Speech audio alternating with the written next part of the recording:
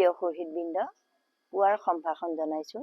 এয়া দেখিছেনে এই পুখুৰীটো গোটেই পুনিৰে ভৰি আছে আৰু বৰষুণ দি আছিল গতিকে পুখুৰীটো উপচমুৰীয়া হৈ আছিলে পানীৰে গতিকে পুনিবিলাক আঁতৰাব পৰা নাছিলোঁ।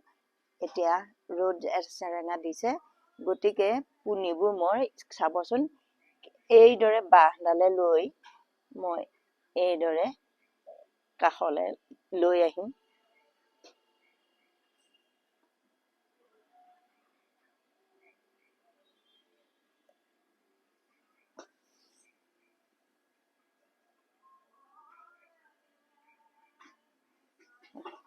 আৰু এইখন বাচন ধোৱা আছিলে গতিকে থোৱা আছিলে গতিকে এইখনে ফুটা আছে গতিকে এইদৰে কাষলৈ এইদৰে থৈ দিম।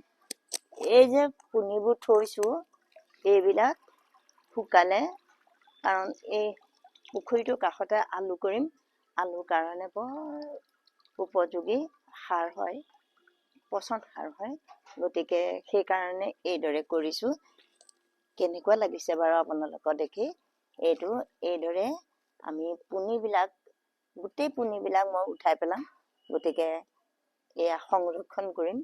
গতিকে আপোনালোকক দেখুৱাইছোঁ কেনেদৰে কৰোঁ। আৰু ইয়াৰ পৰা মেটেকাও আছিলে, মেটেকাবোৰ সেয়া মই কাষে কাষে দুমাই থৈছোঁ কাৰণ এইবোৰ সাৰ হ'ব, উপযুক্ত সাৰ, পচন সাৰ হ'ব, বৰ ধুনীয়া সাৰ।